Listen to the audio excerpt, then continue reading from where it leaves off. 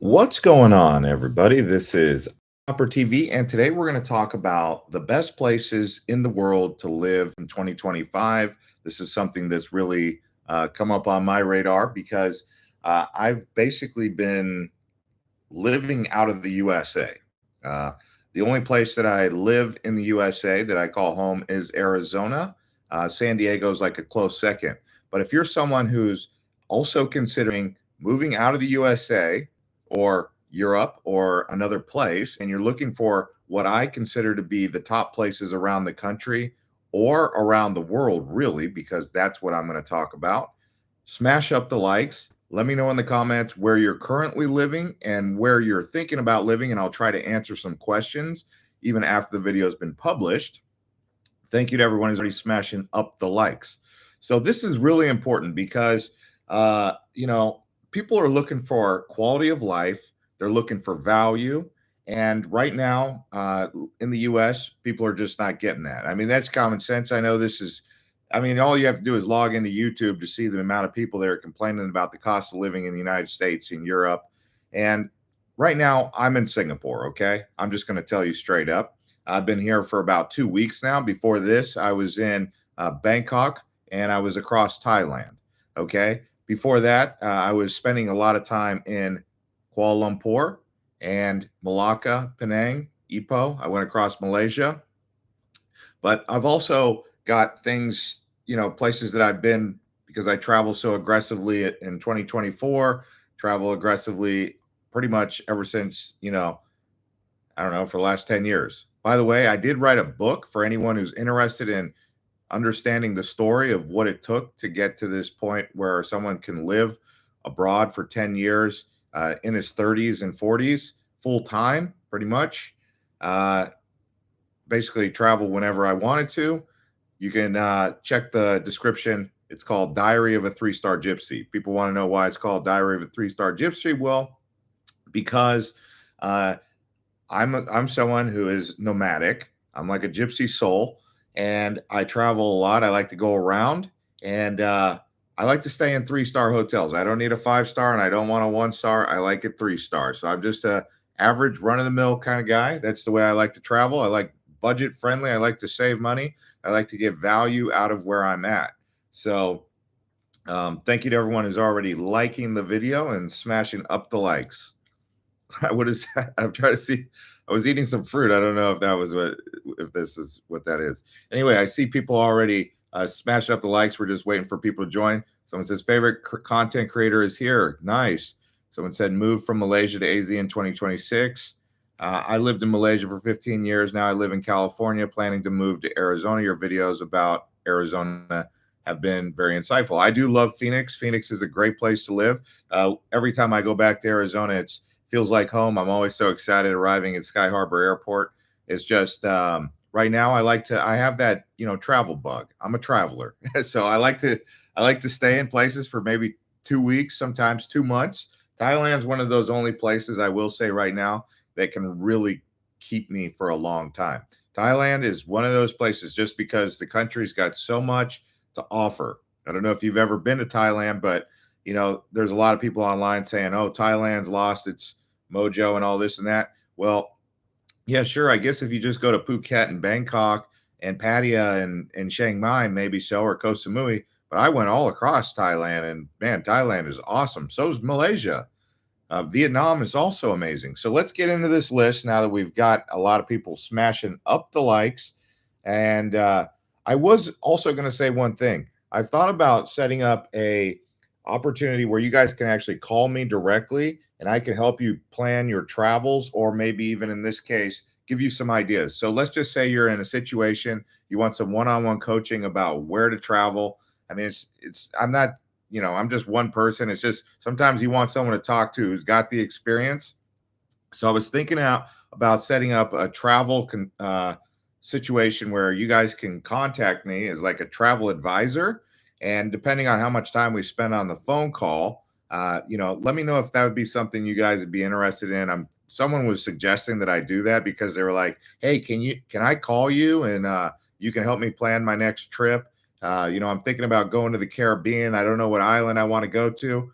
If this is something that is interesting to you, I've been to pretty much I've been to most of the Caribbean islands. Believe it or not, the only islands that I haven't been to, St. Vincent and the Grenadines, Trinidad and Tobago, and Antigua. Pretty much all the others. You can even check the channel if you don't believe me.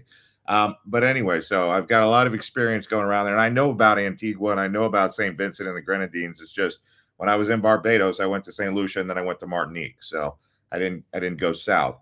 But yeah, let's do this. So the very first country that I personally will say that right now in 2025 is under the radar is Malaysia. I feel like Malaysia is really up and coming. I'm right here in Singapore right now. It's a bit expensive, but I was talking to some locals here in Singapore, and I was saying, you know, right now I feel like in the next 20 years, Malaysia is going to take all of the things that Singapore has and then add it, because that's what's happening. It's like the Singapore effect is rising north, especially into the Malaysian Peninsula. I'm not going to say Sabah or Sarawak is going to get it as fast over on Borneo, but I can see it happening all the way up from Johor Bahru, Malacca. I saw it. I drove the whole peninsula. It's really happening. And Kuala Lumpur is absolutely booming. It's still very affordable. It's like I would say about half the price of Singapore. Singapore, you can actually live pretty affordably if you eat at the hawkers and you use the MRT. So, yes, if you're a traveler, first time to Singapore, you might feel like it's expensive. But after a while, once you get the hang of Singapore, the only expensive thing that you might have is the accommodation, and they have capsule hotels here. So you just stay in one of those capsule hotels. I ride a bike all around Singapore. That's what I do. But I'm just saying that, you know, I love Singapore. It's a great place. Some people think it's expensive, but there are ways to do it. I could maybe even make a full video about how to make Singapore affordable, because I've been to Singapore now 4 times this year already. Like I keep coming back to Singapore. It's like my base hub between this one and Thailand and Kuala Lumpur. But Malaysia is definitely a place that's getting a lot of modern infrastructure, still got the low prices, good quality food, good variety. You get international cuisine in Malaysia. And then it has a pretty easygoing expat life. There are a lot of expats over there. But I would say right now, Kuala Lumpur is light years ahead of Penang or Malacca. But Malacca's up and coming. Penang is also. Another place that I would say definitely I always talk about is Thailand. Now, Thailand has gotten a little bit overly famous, some of the beautiful beaches around like the Andaman Islands and say Koh Phi Phi, Koh Samui. I mean, Koh Tao. They've become very popular, but the islands in the south are not as famous yet, thankfully. I mean, I'll just tell you guys right now. I mean, it's up to you if you can get there. South of Koh Lanta, there's a bunch of islands. They call it the Maldives of Thailand, and it is better than the Maldives because you're just not going to get the overwater bungalows that are $1,000 a night in Maldives. Okay, you're going to get nice hotels, beautiful water where you can walk out way out into the ocean, waist deep water, white sand. You know what I'm saying? So Thailand has that. They have the jungles and the mountains, wild tigers, wild elephants. I mean, they got all that in the north. So Thailand, they got Bangkok, which is when I'm in Bangkok, my whole lifestyle is different in Bangkok than it is in Singapore. Like I have routines that I fall into in Bangkok. For example, when I'm in Bangkok, I eat a lot of Japanese barbecue. I eat a lot of Korean barbecue and some Thai food, believe it or not. Yeah, of course, you got to eat some Thai food. Like I love Pat Krapao. But also, I go to Japanese onsens and saunas and do all that. That's something that's really a good thing. Go to the gym. I have a very active lifestyle there. What I've actually started to really, what makes it really important to me, along with affordability, is exercise. A place that encourages me to be very active. So I get that in Thailand. I get that in Singapore. Kuala Lumpur doesn't quite get me as active in a healthy way yet. I mean, they got good gyms at the hotels, but it's getting there. But Thailand and Singapore, I have a very active lifestyle, and that's why I keep coming back as well. I have to throw that out there along with the affordability and the transportation. Both Singapore and Bangkok have good public transportation, the SkyTrain and the metro system. Getting stuck in traffic in Bangkok is terrible. Getting stuck in traffic in Singapore doesn't really happen. Singapore is a very efficient place. A little bit expensive though. Now let's move on beyond that. So Vietnam is another place that people are going to. You have Da Nang, which is a beach town. I personally like Ho Chi Minh City, which is Saigon. But if you're into the beach, you need to go to Da Nang. They are also right next to Da Nang is going to be Hoi An. So that's good. It's affordable. It's got lots of nightlife, good food. People are asking me about food a lot. And I actually have had some time to think about what I think is the best food because Vietnam actually ranked at one point in time on a list of a major publication for travel as the number one food in the world. And I will say, no, it's not. No, it's not. The number one food in the world that I've experienced is Japanese cuisine. If you actually if you actually get to know Japanese cuisine, it is deep, deep, deep, deep, deep. It goes deep and it is sophisticated. There, people. Someone was saying, "Oh, well, it's Italian food." Yeah, Italian food's good. I like pizza. I like pasta. I like Italian food, but it's nothing compared to the depth of Japanese cuisine. You've got omakase, you've got shabu shabu, you've got Kobe beef, Wagyu beef. Okay, let me just give you an example of how sophisticated they are. The best beef in the world is Wagyu beef, Kobe beef, right? Okay. The best pork in the world comes from Japan. The best food prep. I mean, if you're talking about raw food, like you can eat sashimi, like not many places in the world have raw food that you can eat, but Japanese have perfected raw food. Okay. I mean, I have no reason to make this stuff up. Japanese food is incredibly deep with the everything from the noodles to yakisoba to ramen to soba or all this stuff. I mean, sopa noodles. There's a lot. Okay, so that's one thing I wanted to say. Now let's talk about someone who wants to stay in, say, a first world country with great weather. I would have to say the best weather that I've seen, pretty much hands down, year round, in a very nice climate and a very nice atmosphere, not too overwhelming, is New Zealand. A lot of people want to go to Australia. Australia is nice and it's cool and all, but if you like a lot of greenery, you like beautiful weather, pretty much year round, New Zealand has it. It has great diversity in terms of the natural environment. It's just spectacular. So I wanted to say that if you have a little bit more money in the bank and you want to actually get out there and maybe live in a first world country, I would say aim for New Zealand. I want to say Switzerland, and like I have been getting urges to fly to both New Zealand and Switzerland, but mostly Switzerland. Like I was looking at flights today to say, okay, direct shot into Zurich. And I was going to do it, but then I was looking at hotels in Zurich and it's expensive all across Switzerland. They're in peak season. Switzerland's expensive as it is, like $500 to $800 a night for hotels. And I was just like, oh man, maybe I'm not going to Switzerland just yet. I'll have to wait. But yeah, I mean, I would take Switzerland for sure, but it's just so expensive. I mean, really expensive right now. Like travel is way up across the board in some places. It's amazing. Like, if you compare Thailand versus Switzerland, it's like Switzerland's like 30 times more expensive. It's crazy, right? Okay, let's check some comments. We got lots of people smashing up the likes and commenting. Someone said, would you love to move to the US or Asia from the UK?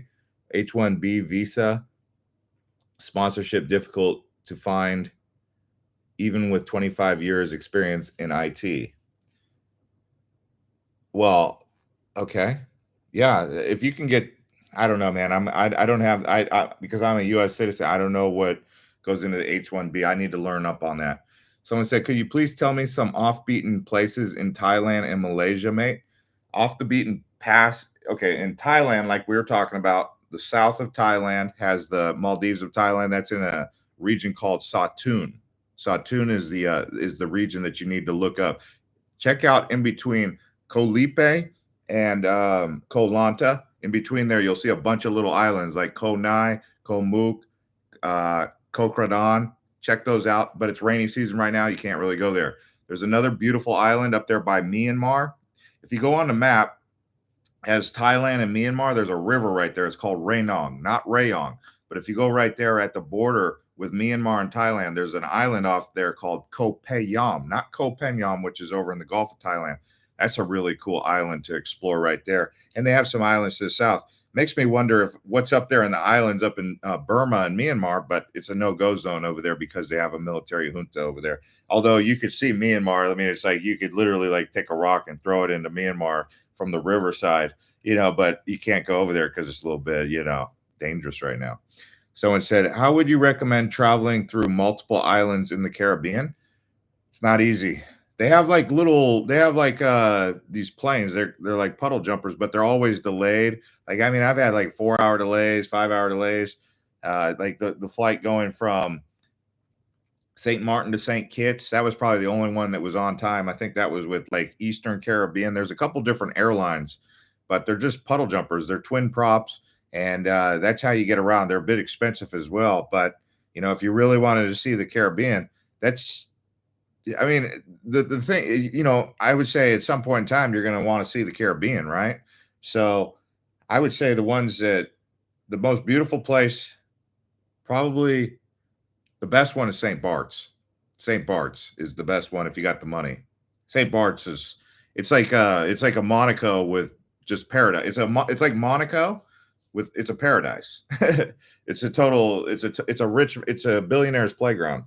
I was able to stay there for $230 a night at an Airbnb in St. Bart's, and I got a rental car for like $100 a day, kind of expensive, so I wasn't going to stay there very long.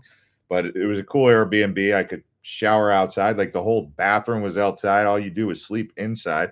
There's like an outdoor attached kitchenette. You had to go outdoors to get to the kitchenette, but it was cool. St. Bart's. But I would say the Virgin Islands, British Virgin Islands, the U.S. Virgin Islands, just hang out around there. That's all you really need to do, and you'll be pretty satisfied. I'll tell you that right now. But flying around all those islands, the Dominican Republic's better than Puerto Rico. I'll say that. Myanmar is one of the best countries I have visited. If the situation gets better, I highly recommend it. Yeah, I would like to go to Myanmar.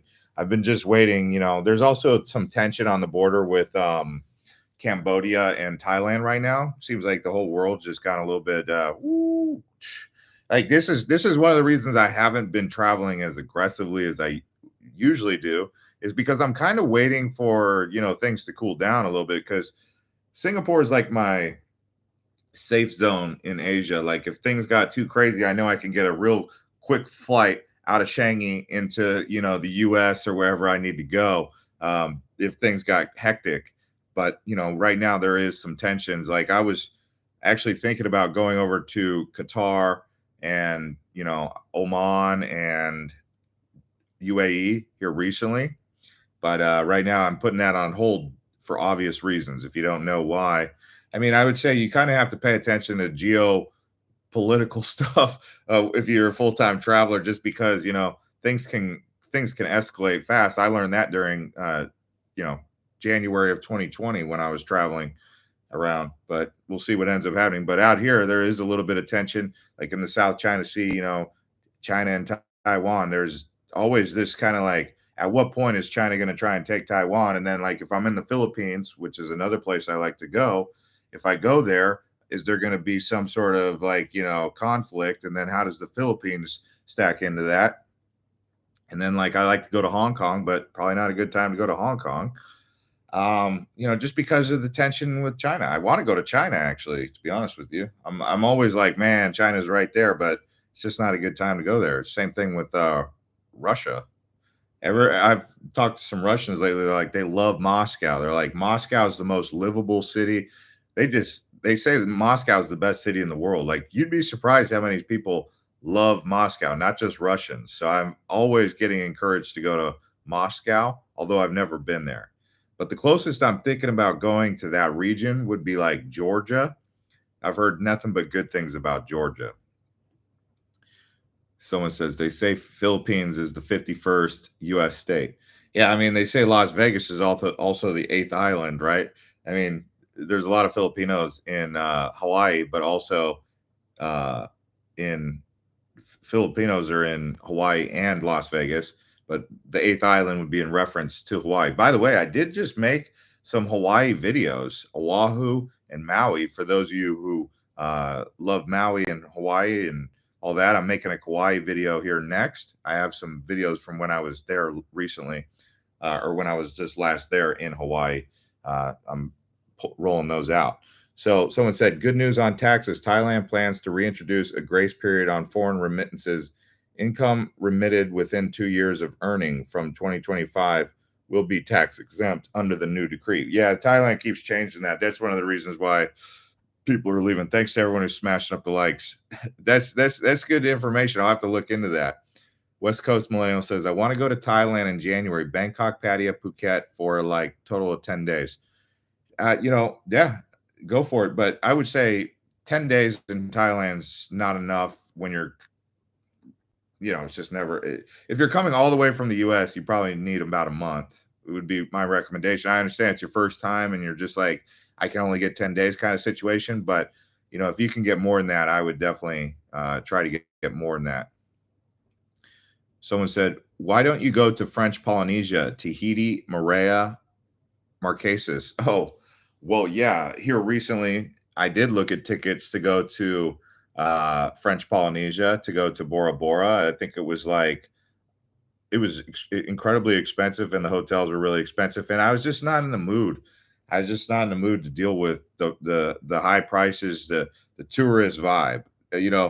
I like places that are more raw and real, down to earth. That's why I like the Philippines, Thailand, because it's not as like touristic. Like I just have this vision that French Polynesia is going to be just a total tourist, like honeymoon couples kind of place. I guess because I had that same experience when I went to Maldives here recently.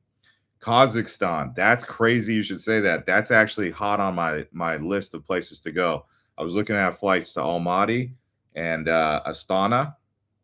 I was looking up visa requirements tonight, actually, because I was like, man, I could go to Kazakhstan and then I could go to Kyrgyzstan. And I was like, well, maybe from there I could just hop over to Georgia. But again, this is a situation. The situation that's going on right now in the Middle East with Iran and Israel has kind of got me just like, I don't know. I got a little bit of cold feet. Thank you to 18 people who smashed up the likes. Someone said, are Caribbean islands expensive when compared to Thailand, Malaysia? How do they compare? The only one that is not so expensive that I've ever been to was Dominican Republic. Everywhere else, absolutely through the roof, expensive. Grand Cayman, expensive. Puerto Rico, expensive. USVI, expensive. BVI, St. Barth, St. Martin, Anguilla, yeah, expensive. Barbados, St. Lucia, a little bit more affordable, but those St. Lucia is kind of a weird island, actually. Like I don't know. Like, did you guys see my St. Lucia video? It's a beautiful place. I mean, they have these two volcanic pitons or whatever, but I took a rental car all around the St. Lucia. Actually, all the Caribbean islands, the first thing I do when I get there is I get a rental car and I go around the whole island, all of them. Martinique was crazy. Like, that's a crazy island, but that's all French. It's like being in Europe when you're in Martinique. It's kind of funny. Someone said, what place has beauty like Hawaii, clear turquoise, calm water, but affordable? Where, in the world or in the Caribbean? So the clearest water I've ever seen is in the Caribbean. Hawaii has clear water, but it's not like, I mean, the place that has the clearest water in Hawaii was probably, I don't know, maybe like Oahu, probably around like Kailua or Lanikai. But if you're looking for like clear water, I've found it in the Mediterranean. I've seen it in the Mediterranean in Formentura nearby Ibiza. That was Playa Eliste. And then I've seen it in our Sardinia. And the Greek islands don't really have too much clear water. They have clear enough water. But I would say that area around Sardinia and the Balearic Islands, that was some pretty clear water. But the Caribbean probably has some of the clearest water. Oh, I've seen some really clear water in the Philippines. Philippines, depending on where you go, you don't know, you might find some clear water, you might not. You might find white sand beaches, you might find black sand beaches. Philippines has a variety of different beaches, right? Luzon is not known for beaches, but you go down into Visaya, you'll find some beautiful beaches. But the beach area that I found that had just the craziest beaches was around Palawan in the north and in the south. But in the north, the cool place that I was swimming around was in Coron. So this place called Coron. It's you have to land in this airport called Busawanga. When you're flying into Busawanga, it doesn't look like anything else around the Philippines. It looks like you're in Africa, like coming in, like you would think there's going to be like wild giraffes and like rhinos on this island. It's like it's almost like a safari park. It looks seriously. The sky is bright blue and the island is green. That's where Coron is. It's called Busawanga, but Coron is a little island that's a natural preserve that's just south of Busawanga. They have a village there, a town there. It's not very well kept though, and the infrastructure is not very good in that area of Busawanga and Coron town. But they had some good stuff around Palawan. Also, I've seen some beautiful waters around Surigao. This place called Surigao in the Philippines. I mean, this is places you could go that's not expensive. Although Surigao's gotten expensive now. Like they have a small airport, so flying there is expensive. The good old days of like cheap travel, I feel like it's like slipping away. It's like I'm holding on to it and it's just like slipping away. I mean, you gotta. I that's why I make these videos because I know that like if you guys love to travel, you guys are looking for like a better quality of life. If you're anything like me, I mean, you're sitting there thinking like, man, there's got to be something better out there. There's got to be something for me. That's how I think. So I'm thinking like if I'm thinking this, you guys got to be thinking this. I mean, is there anyone out there that does agree? I mean, let me know. I'm trying to get a feel for what you guys really are thinking, you the audience. I want to know you guys because that's what helps me kind of give you guys the information and tailor the content because you guys I work for you with all this stuff. Like when I share information, I'm sharing it for you. I'm because you guys are the audience. Otherwise, I just, keep all the information to myself and share it with a couple friends. Like I was talking to someone today, he got $50,000 inheritance from his grandpa. I guess his grandpa had like 20 kids and he just recently passed on and all the kids got $50,000. Pretty cool grandpa, right? Like some grandpas and grandmas, they like, one kid gets a little bit more than the other, and then the kids end up fighting and they hate each other for the rest of your life. That's not any way to leave money. But the way he did it, he just said everyone gets the same 50,000. I was like, dude, you got 50,000. Good for you. You should go to Thailand. That's what I said. You should go to Thailand. He's like, telling me about how he's got to get some bridges done in his mouth. He's got to get all this surgery. And I was like, Thailand actually is I get a lot of my dental work done in Thailand. Now, obviously you should do your own research about medical tourism, but I think Thailand does a pretty good job with dental. I get my teeth cleaned, I got my teeth whitened. It's pretty good. Someone says, Jeff, yes, this can't be. I work to pay bills, the rat race. I'm tired of it. Dude, it is bad. The United States ranks number one in anxiety and depression and obesity. Like, I mean, these are things not necessarily number one, but we rank really high on like all of those. It's bad. It's gotten really bad. Like, it's crazy because all the people that I talk to in the US, including my family members, like my dad and my sister, they're like, dude, the world's gone crazy. I'm like, well, I don't feel it out here. I'm in Singapore. Life is good. And you know me, I'm one of those types of people. I'll complain to the roof, or I'll compliment to the roof. When things are good, I'll say they're good. When things are not so good, I'll say they're not so good. Here in Singapore, life is good. People are friendly. Life is chilled out. I don't really. No one's sitting there talking about politics all day, but everyone in the U.S. right now is on the front of their mind. It is crazy over there. Like, just because I'm an American, I feel it from like my family. I know what you guys are going through. Hey, Kai, thanks for the super chat. Thank you for that. Miss Patrice says, or CCR says, yes, always looking for affordable travel with beautiful, clear waters, jungles, mountains. Thailand, man. Philippines, Thailand, but Thailand probably right now. The other places that you could find that, if you're really looking for it, Dominican Republic is nearby you. Costa Rica, Panama has it. Panama for sure. You can get it in Panama. A place that's pretty cheap in South America. If you guys are wanting to explore South America, check out Ecuador and check out Peru. I'm not going to sit here and say that Peru has clear water that you're looking for, but one of the things about Ecuador that you might find interesting is they have the Galapagos Islands. You ever heard of the Galapagos? You know, the theory of evolution by Darwin or whatever. I mean, he got that from hanging out in the Galapagos right there off Ecuador. So that's got some blue waters. But Ecuador has Quito up in the mountains. They got the jungle on the other side in the Andes. I mean, it's quite interesting in Ecuador. It's really affordable. It's not expensive at all. Food situation isn't ideal. I mean, it's a little bit rugged. Ecuador is still a little bit rugged, and they have some dangerous areas around Guayaquil. I mean, I was just there not too long ago. So Quito, I thought was safe. I went to this place called Cuenca. It was also safe, but everyone was like, "Don't go to Guayaquil." So I didn't go to Guayaquil. Someone said, "Been following you for years. Love your walking videos of different locations you visit. Those are my favorite." Good. I'm so happy you love those because I love those too. And I want to make more of those over on Island Hopper TV Travel Highlights. That's the other channel. It's like the baby channel, but that's where I make those videos. I'm glad people like those because I like those are my favorite types of videos to make because they're real, they're raw and real. Like when I travel to places, that's what I want to see.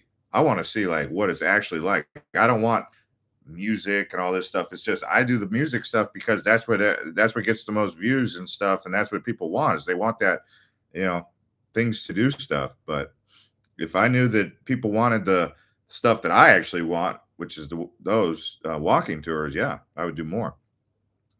Hello, I'm Korean, currently living in a city near Boston. I really like all the videos that you make. Thank you. What part of Korea are you from?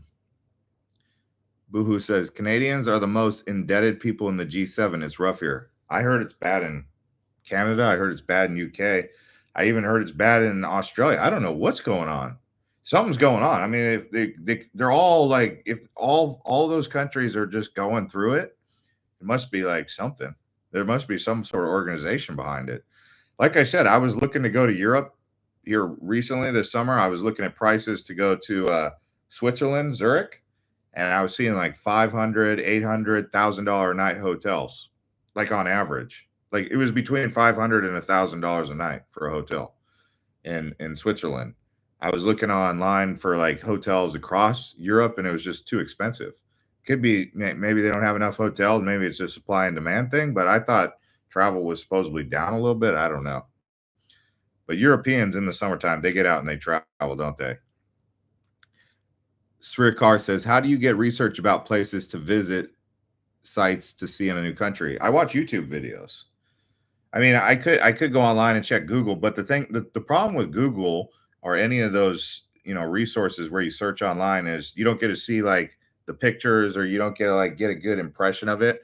It's kind of like so I like visuals. I like video because the video actually I can see like, okay, this is what it looks like. Okay. And then someone talking, explaining it helps a lot too.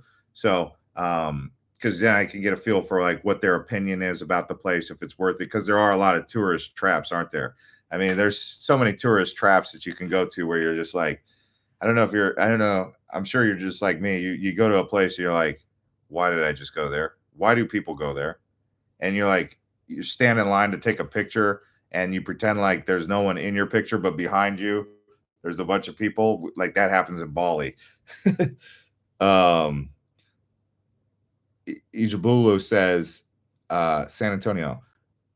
And then he said, I lived in Seoul for around 15 years, then moved into the US. It's my fourth year in the States. How do you like it? How do you like the US? The US is cool. I mean, the US is okay. It's just expensive. It's expensive, and the news media has everyone on edge. CCR says, yes, love to see good, bad, and ugly videos of locations you visit. Appreciate your videos showing the realness of places, neighborhoods, hikes, etc. Yeah, I should do more hikes. I want to do more nature. There's actually a place nearby here that I want to go to, and I was thinking like, well, should I go just enjoy it myself, or should I go there and like make some videos? It's actually Borneo. I don't know if you guys are familiar with Borneo. It's one of the biggest islands in the world, but the thing I like about Borneo is they have a lot of wildlife over there and beautiful rainforest, but in particular the orangutan. I really like orangutans. They just have such a interesting, inquisitive charisma. Um, they also have the proboscis monkey, which is okay, but it's the orangutan that I want to see in wild. I was on YouTube watching some shorts of like big, huge. Like this looked like the abominable snowman. Like this ape was an orangutan. He was a huge ape. Must have been like 50-year-old ape. And they come across him going down the river in Borneo, and I was just like, need to go there. They have some jungles out there in Borneo where you can actually do that. Also in Sumatra. So that's kind of cool. I mean, being so close to a place like Indonesia, Indonesia is amazing. It's just the infrastructure there isn't quite in place, and it's a little bit dangerous for, like you'll see like boats sink in Bali. Now, granted, they do run a lot of routes. I mean, they go going left and right. So I mean, they also successfully complete a lot of boat deliveries, but Bali keeps having these like boats sink.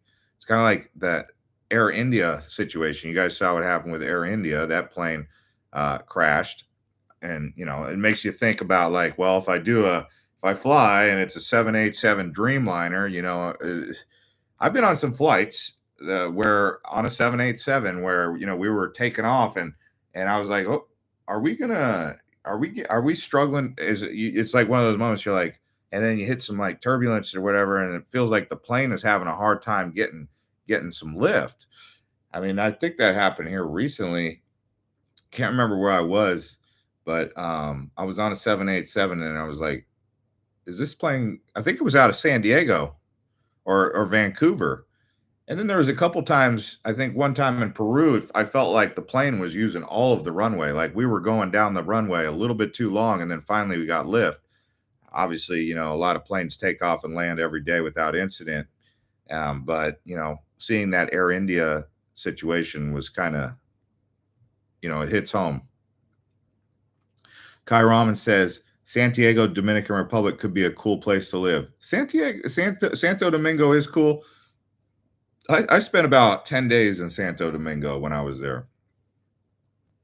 And then I went to Punta Cana. But the cool place that's in between Punta Cana and Santo Domingo would be La Romana if you wanted. But it's a tourist destination, lots of resorts, but beautiful water for sure.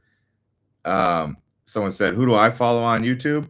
I follow Bald and Bankrupt. I follow Gabriel Traveler sometimes. Although his videos are good. I like when he goes to like some real unique places. Although he keeps going back to like Europe. I'm like, okay, dude, I get it. You love Greece, but he goes around to all the different islands. But those are all people who do like raw and real videos. I also that guy Kurt Kaz. Sometimes I tune into his stuff. He's kind of cool. Who's your guys' favorite YouTubers? Someone said fruit across Southeast Asia is amazing, but the best is in Borneo. Yeah, I mean, I'm thinking about going over to Borneo. I was talking to a girl. She lives in Singapore. She was working at the burger place, and I was like, "Where are you from?" She's like, "I'm from Borneo. I'm from Malaysia." And she was telling me to go all the way over to the end, where it's actually really dangerous there. Like it's this area called Sulu, but the area that connected to Borneo right there is beautiful blue waters. They have a little bit of like, I don't know what's going on over there. But if you go into the Philippines, that's where they had the Abu Sayyaf stuff, that YouTuber who got kidnapped and they never found him here recently. But that whole area is around like Mindanao. The U.S. has a travel warning around there, but if you go just a little bit further south, there's that part of Malaysia around Borneo. I think it's called Sabah. Sabah. Someone said, where are you currently? I'm in Singapore. Have you visited volcanoes in Indonesia? Yeah. Bali, Batur. And then, but I want to go to that one in, what is that? The one on Java. Can't remember the name. There's a few on Java. Java is a crazy place because they got beautiful nature on Java, but it's also like one of the most populated islands in the world. 263 million people live on Java. It's a long island, and I went from Jakarta to Surabaya, stopping at Jogja, stopped at Yogyakarta, stopped at Samarang, Surabaya. I was just like, man, there's too much traffic here. Too much traffic on Java. Too many people on Java, really, because it's a beautiful island, but 263 million people. I mean, that's almost it's almost the population of I don't know, most countries. Someone said, entertaining for sure.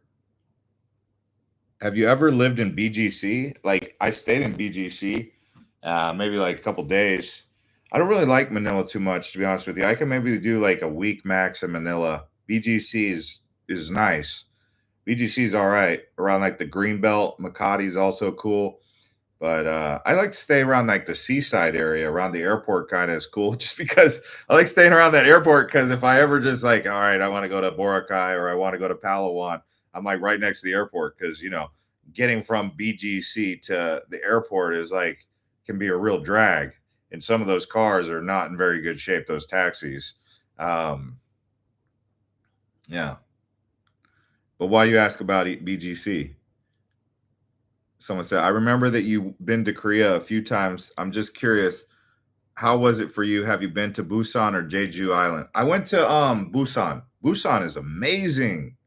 Busan is cooler than Seoul. I would go to Busan over Seoul. I would recommend if you go to Korea, go to Busan. I'm talking not to you. I know you're from Korea, you know about it, but I never went to Jeju Island.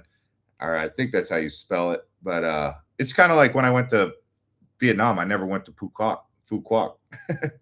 I was actually thinking about going to Phuquoc, but we'll see. I got the Vietnam visa. It's just I got the 90-day Vietnam visa, and I'm like about 2 weeks into that visa before you know, and I don't know. We'll see if I end up going to Vietnam though. No, I've never been to Russia. I was talking to someone here recently, and they were like, Moscow is the best city in the world. I also heard St. Petersburg is beautiful as well, but I've never been there. Do I speak any other languages? Well, Spanish is probably my second best language, but poquito español. ¿Por qué? Why you ask me?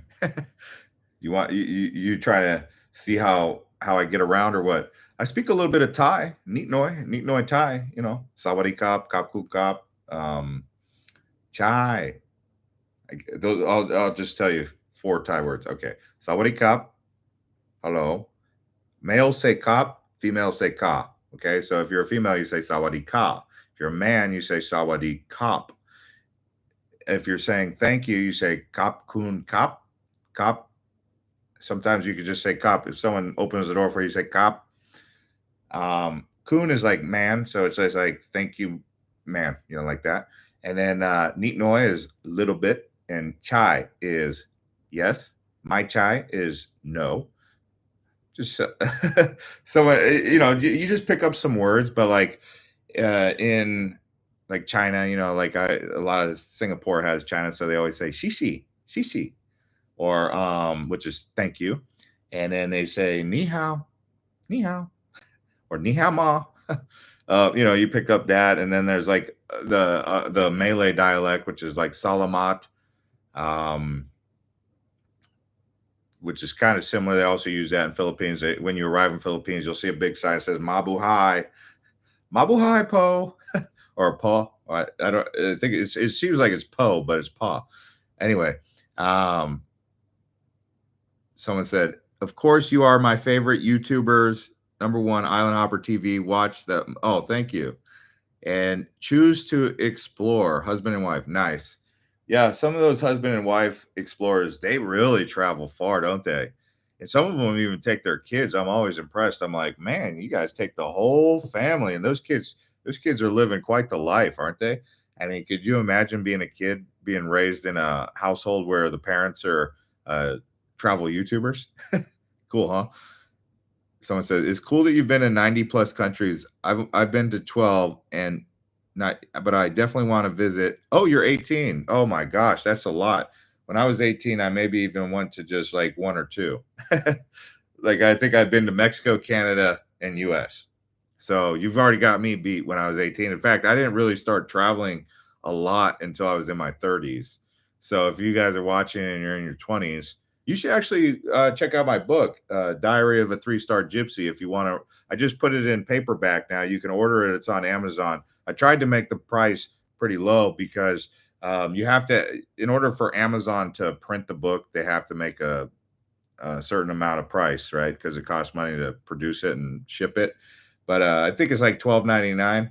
I didn't really do it for money. I mean, it's not going to make me any money, but it is a good. My mom read it and she said, I think this is a good book for young people. It's so it's about how I ended up, getting in the situation I'm in where I just got to full-time travel. I think a lot of people want to see the world. I know that when I was a kid, that's all I ever really wanted to do. That was like my number one passion, that and airplanes. um, I put a link to it in the description of this video. It's also on the channel. If you go to the channel, you can see it. It's right there on the channel description on the page. Can you tell about your daily routine? I love that question. That's a great question, Brooklyn. That is a great question because you know what? That's what I think about in my mind. I'm like, more people should want to know about daily routines because daily routines are really important. How do you keep yourself busy since you travel so much? Do you have a routine? Do you do lots of sightseeing? Do you just stay in your room and relax? Oh, wow. That's a good question. Yeah, that's a lot of good questions. Okay, let's see here. So kind of earlier in the video I talked about this, but I'll touch on it again. So in Singapore I have a different routine than I have in Bangkok. I've been in Singapore now for 2 weeks. Here in Singapore, what I do in the mornings is I skip breakfast because I'm doing intermittent fasting. So what I'll do is I'll just drink fresh squeezed orange juice. Here around Singapore they have a lot of fresh squeezed orange juice machines. It's called iJuice. Costs like $2.50. I like to get the fresh squeezed orange juice because it's got vitamin C, right? So I get that, and then I go for a bike ride. It can be a bit hot here in Singapore, especially lately. They've had like really good, beautiful, beautiful days, but I mean, the humidity can be really strong, and the sun is quite bright because we're right here on the equator. You can see it in my face a little bit. Um, but I go for a bike ride for about an hour, and I go to some days I'll go straight ahead, some days I'll go to the left, some days I'll go to the right. Like last night, I rode the bike to East Marina Bay. That was like a 10-kilometer bike ride, and it was quite good. Got a good sweat in. So in the morning I do the orange juice, then I do the bike ride, and then I'll do maybe I'll consider like my first meal. Today I had my first meal around like 11 o'clock, and then rode the bike back to the hotel, got a Starbucks coffee. I just started drinking coffee again. Got a Starbucks coffee, came up to the room, did some work online. And then I went back out again, did a bike ride, and then I built up an appetite. And then but today was Sunday, so I did a little bit more of a light routine. So you can see lots of physical activity. I try to incorporate lots of physical activity. And then in between there, I incorporate, 2 to 3 hours at the computer working in productivity. And when I sit down at the computer, I like to have like a black coffee or a cafe latte. Not anything with too much calories or carbs because I'm getting older, but I definitely like to work out and keep the muscles taut. I like to stay physically active. So that's really important. When I'm in Bangkok, it's a little bit different. They don't have bikes like that. So I do a lot of walking. So I try to stay around places that I can walk around. I get like walking just Sukhumvit.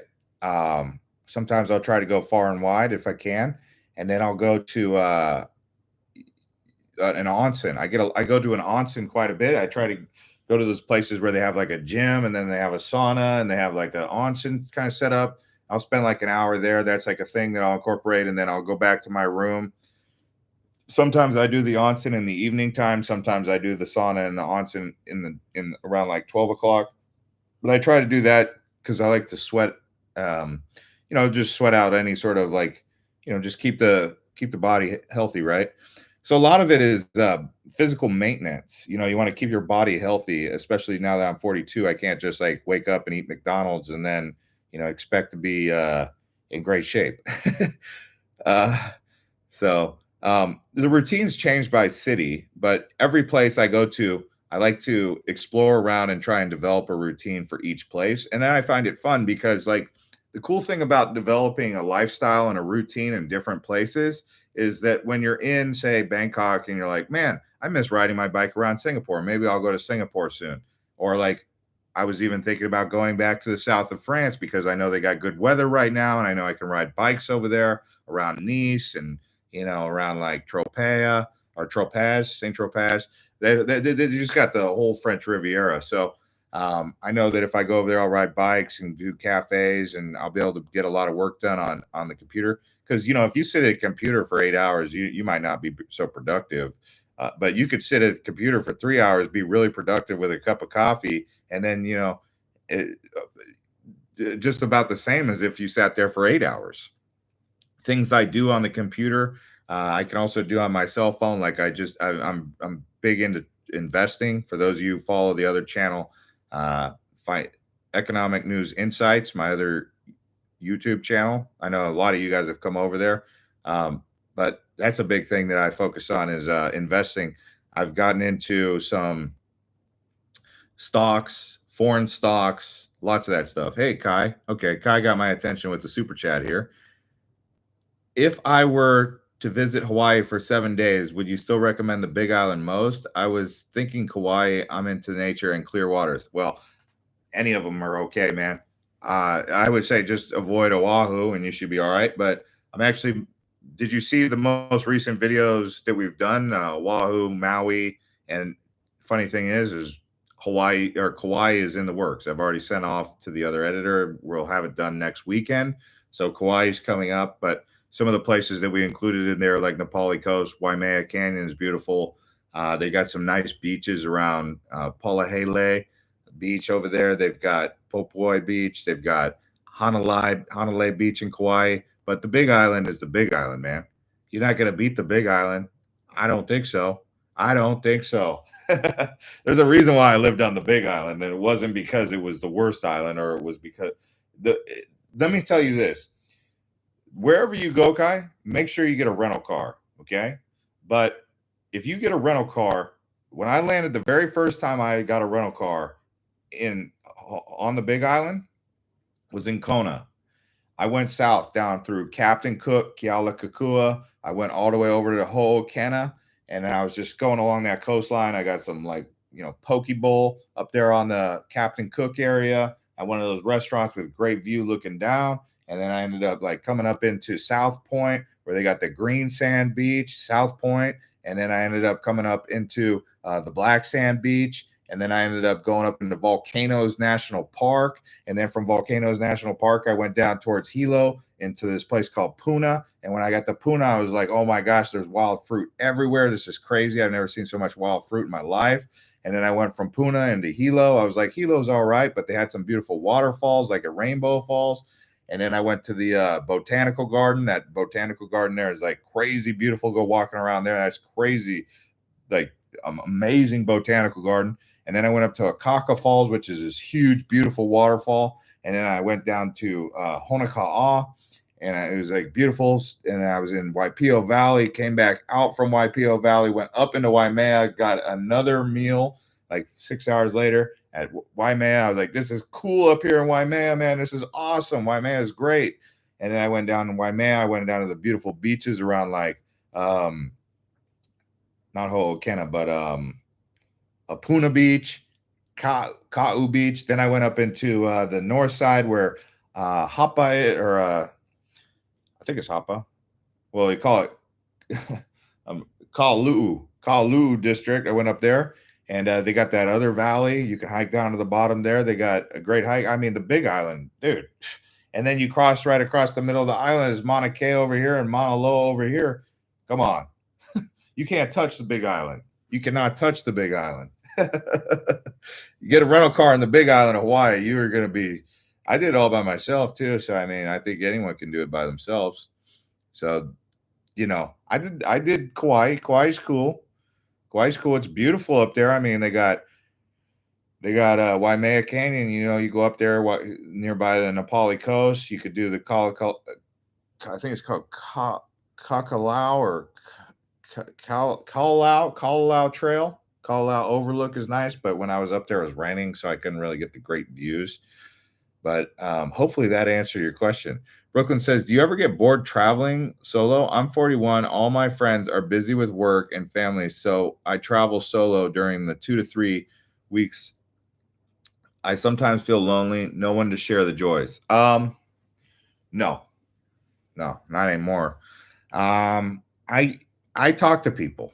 I like one of my things that I do to not stay bored is I like to tell jokes with people. I like to, um, it might be something that you have to develop over time, but I mean, I wasn't always that much. I'm not necessarily an extrovert, but I like to go to places where I can talk to the locals. So maybe you need to go to places where you can talk to locals. But I'll just go down there. I have like little things that I do with the locals where I'll be like, just joke around with them. I'll be like, hey, I can get, like where's, this and that. Like just joking around with them, share a laugh, try to find a reason to share a laugh with them. If you're really feeling bored, you just get a beer and you'll kind of loosen up. A beer or two will loosen you up. Um, so yeah, I mean, I could see how that was a problem at first for me, like, kind of traveling solo, but um not anymore. No, I don't feel bored or lonely too much because I go to places. I mean, I could see like if I was in Europe, I do get kind of lonely in Europe. Europe is like the US. I mean, it's not, I don't know. What affordable place in the world has perfect weather like Hawaii? Perfect weather like Hawaii that's affordable. Greece. They call it the Mediterranean climate. But good weather around there. I think around like the Aegean Islands, Montenegro is pretty good. Croatia. Um, Perfect weather like Hawaii. I mean, Singapore has some pretty good weather. Um, Mixed in with a little bit of humidity and a little bit of rain here and there. Hey, Chris, good to see you. All right. Even though I don't make a lot of money currently, I want to ask whether or not I'll be able to travel like you 365 days if I have steady yearly income around 300K. Of course. Of course. 300K is more than enough money. Oh my gosh. Um, oh my gosh, 300K? Are you talking dollars? You'll easily be able to get around the world with 300K. Easy. Like you could like I mean, maximum budget for someone is like seven to $10,000. I know people who travel around on like $2,000 a month. So yeah, you'll be able to get around on that for sure. But it depends on where you're at. If you go to Switzerland, that money will go by quick. If you go to Europe or America, I mean, it go by pretty quickly. Um, so Dirt Racer says 25K a month. I think you'll make it. Yeah. 25K a month. Like, dang, I want to make 25K a month.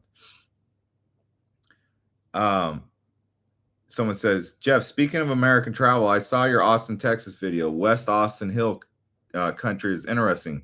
Check out the Oasis, Valente Beach, Lake Travis, and north suburbs, Round Rock, etc. Yeah, next time I go there, Boohoo says 300,000 pesos. Yeah, I mean 300,000 pesos. I think Filipino would. I'm assuming you're talking about pesos from Philippines, or maybe you could be talking about Mexican pesos. We'll see. What country have you spent the most time in other than the US? Well, it used to be, I would say it I would say the countries that I spend the most time right now, Singapore, Thailand, US. I mean, if yeah, I would say between those three. Thailand's a great place to save money. If you work as a digital nomad, your cost expenditure is low, and so you're living a good quality life and you're not getting bored. You're got lots of adventure, good food all around you, friendly people, not spending too much money. Thailand's pretty good. I mean, it's the only reason I'm not there right now probably is because I got to travel. Like I can't just stay in one place. But I mean, Thailand's one of those places that is Thailand's very special like that in the sense that it's one of those places I go where I'm like I could stay here. I don't need to leave. I don't get this urge to leave. The business brain says, as an Indian, what would be a country to visit under $1,000 solo? It depends on how long you're talking. Have you been to Malaysia? I think Malaysia has some good options. $1,000 solo. I would say Sri Lanka is cool, but you probably don't want to go there because it's probably reminds you too much of home. You're trying to get something new. Um, Under $1,000. I mean, oh man, under $1,000. How many days are we talking here? Someone said, I'm asking that because my dad makes around 300K a year in the States and my mom makes around 0.5 mil a year in Korea. She's a gynecologist and has her own clinic. Yeah. I mean, I will tell you right now, if you make 300K a year, you can live anywhere in the world, my friend. Anywhere in the world. Anywhere in the world with that salary. That's a lot of money. um, Someone said, same question as the best place to live that have similar climate to Hawaii. Yeah, so climate is really important. When you so climate, Hawaii is kind of hot. So Singapore is got great weather. It just doesn't have the mountains and the beaches, but it does have beaches, but it doesn't have like the beaches like Hawaii or the mountains. But Singapore has it's better city than Honolulu. But it's got great weather. I mean, blue skies. I see blue skies every day last few weeks. Boohoo says Thailand might work for business brain. So I'm assuming you're talking about like creativity, right? So where okay, so this is when I'm trying to brainstorm, when I'm trying to come up with new ideas of how to like strategize and then once I got my idea, my aha moment, then it's like, okay, where am I going to go to build this? So we're talking about online infrastructure, whether you're doing drop shipping or online marketing, coaching, whatever you're doing, day trading, um, AI consulting or AI anything, AI agent. Um, where I came up with looking back in my life, where I had the most fertility for brainstorming was in Hawaii. A lot of almost all of my things that happened for me around, I would say between the Big Island and Maui. So I would say that was a fertile place. Whereas like when I was living in Arizona, it was all right. Um, I thought about it. I was like, maybe I need to go to places where it's like green and fertile because that means that it's a fertile place. It's a place of fertility. And Hawaii is a place of fertility. I mean, look all around. You just plant a seed and it'll grow because there's so much rain and stuff.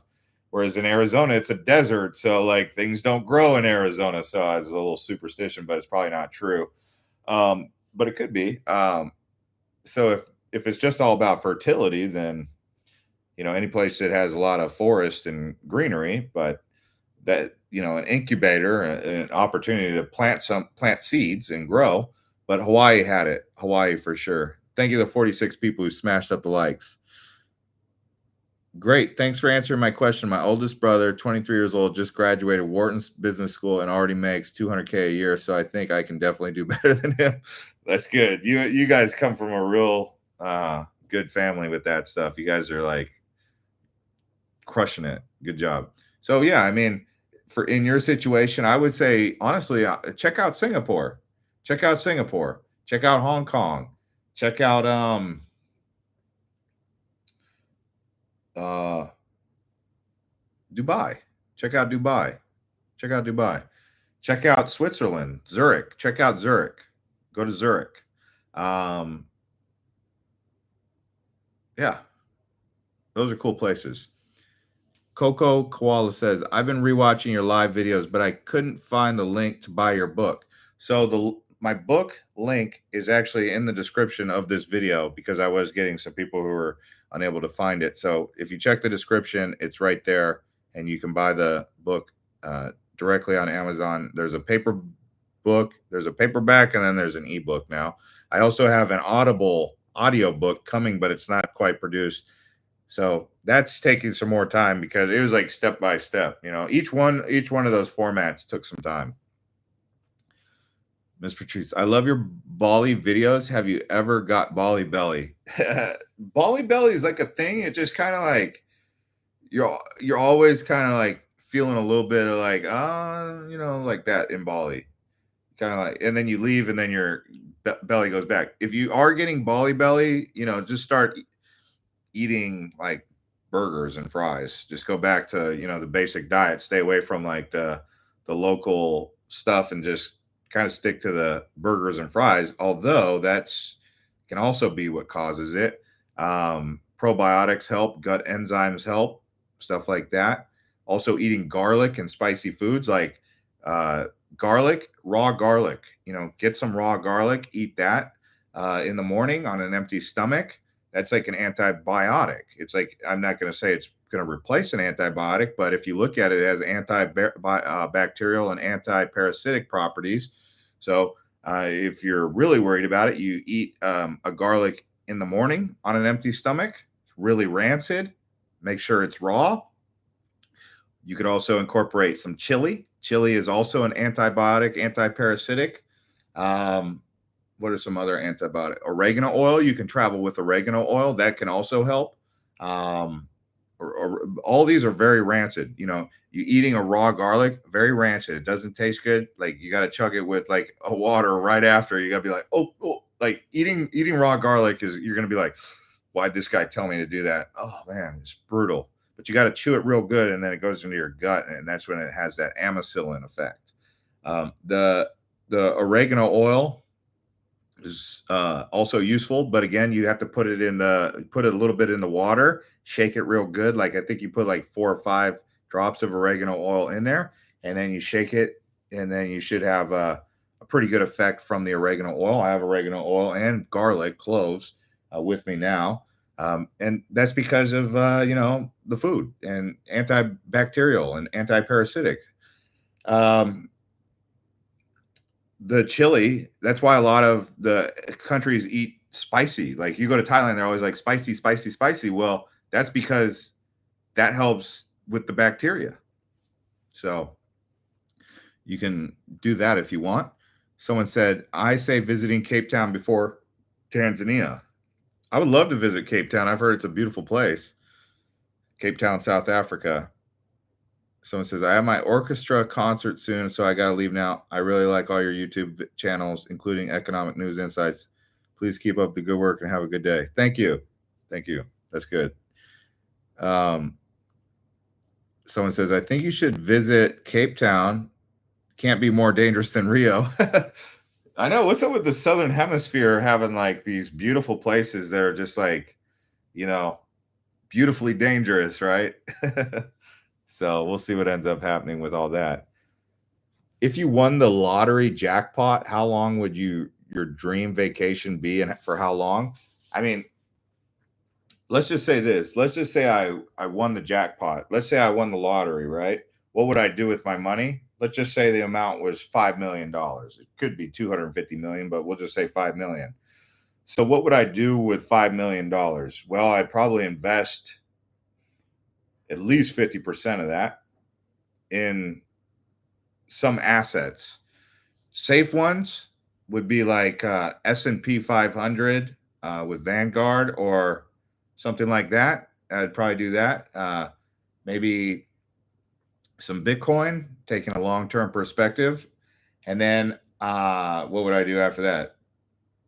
Probably invest some more. I'd probably just diversify my investments.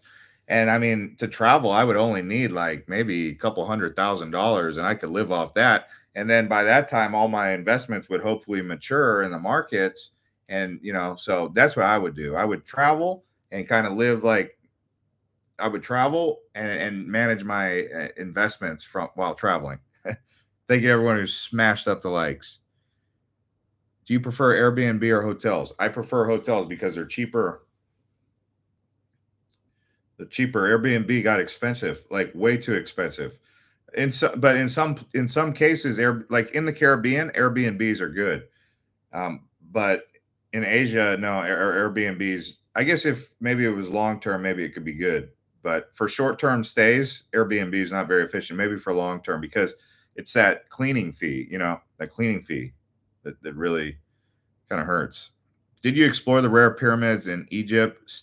Like the Bent Pyramid? No. Only went to Gaza, and then I went to Sharm el Sheikh. Do you ever stay at the local hotels? Yeah, local hotels are cool. Like, I mean, especially in Thailand when they don't have any chain hotels. The reason I stay at a chain hotel is because I know they're going to get cl- clean sheets. I'm kind of a stickler about that. I want to make sure that like the sheets have been cleaned. But also, the modern amenities can be quite efficient, and then the rewards programs are quite efficient. And then the locations are usually decent, but local hotels are always more affordable. And I haven't really had too much problems. You always got to kind of slide back the sheets and be like, everything looks clean. Yeah, okay. Kind of like that, right? But I mean, that's the towels too. It's not just the sheets. You got to check the towels, the toilet bowls. I mean, these things, when you live on the road, you'll see quite a bit of different stuff come up that can be concerning. There was another reason why I stay in hotels. What was it? Oh, a lot of times if I'm in a kind of iffy area or iffy country, I'll stay in chain hotels just because of safety reasons. You know? Any experience in finding a condo in Thailand? No, I haven't, but I do know that it's pretty easy. It's pretty darn easy. You could probably find it on Facebook group. You could probably find it just by talking to somebody. I mean, you could probably find it just by walking down the road in Bangkok. I mean, Bangkok's one of those places. If there's something available, there'll be a sign that says 250 baht per night. I mean, I was staying at a Dusit hotel, Dusit like Dusit Plus or whatever. It's like one of the Express Dusit Tawny brands. And that was in Hua Hin, and right next to it, they had the Dusit apartments, and they were trying to talk me into it. I think it was like going to be $700 a month for an apartment in Hua Hin. That was like a nice apartment right next to the mall. Oh no, I haven't been to Jamaica. I haven't. I haven't been to Jamaica.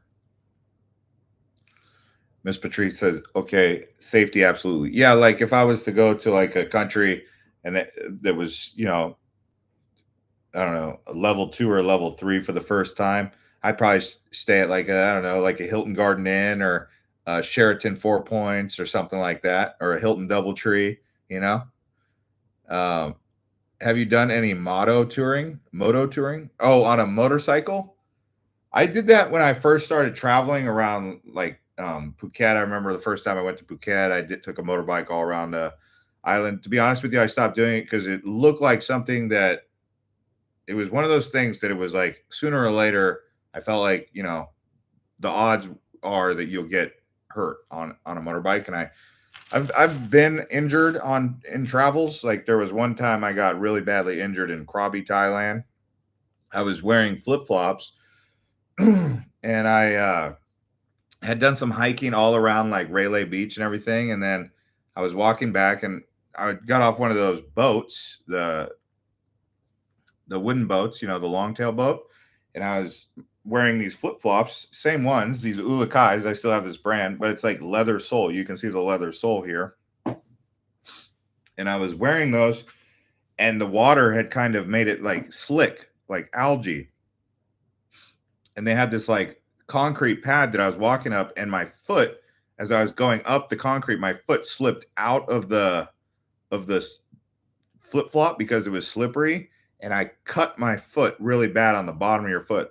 The bottom of your foot is like one of the worst places to get a bad cut. This was like a bad cut.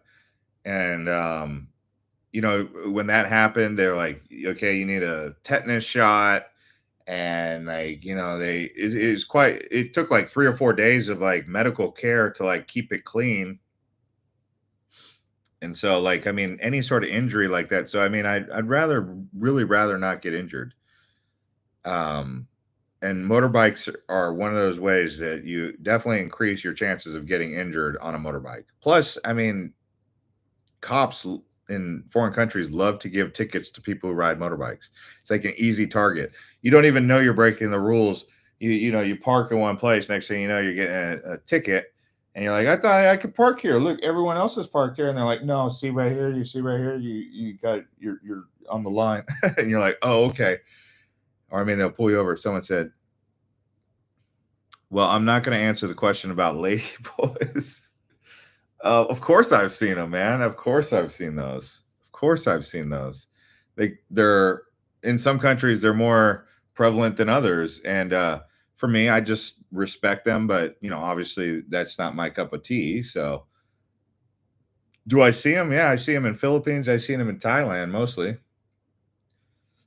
A little bit in Indonesia, but mostly in Philippines and Thailand. And it's not my cup of tea, but to each their own. As long as they don't. I mean, I'll share a laugh with them, be friendly with them, you know, why not? You rent cars now instead or have other people drive? It depends on the place. It depends. Like in the Caribbean, I'll rent my cars. In Costa Rica, I rented a car. In Asia, I don't really rent cars much just because of like there's a couple reasons, but I would say like different safety stuff, but also like different rules with the driving. And also that's like a driving in Asia is like a way for them to kind of like get you for like various different things. So I would say it's just, and it's cheaper to just have a local drive. I mean, in Bali, you could take a Gojek, you know, you could have a couple of beers and take a Gojek for cheaper than for the same price that how much do you ride your bike in Bali around Canggu or Kuta or Uluwatu? I mean, sure, if you're going to go all around Bali, maybe get a motorbike, but um, I would say it's so cheap to get a motorbike to take you around from a local expert on a Gojek or something like that, or even Thailand. Like, why get a motorbike if I'm going down Bangkok? Some islands, though, you might want to get a motorbike. Like, I don't know, like Koh Tao, you might consider getting a motorbike. Uh, Koh Payam, Koh Phenyam, either one of those. Oh, it's getting late here. It's 1:27 in the morning. Hope you guys enjoyed this one and smashed up the likes. Thank you so much. We'll see you on the next one. I am so tired. It is 1:27 in the morning. I'm going to get some sleep. Thank you for watching and watching our other videos we did on Hawaii. See you on the next one.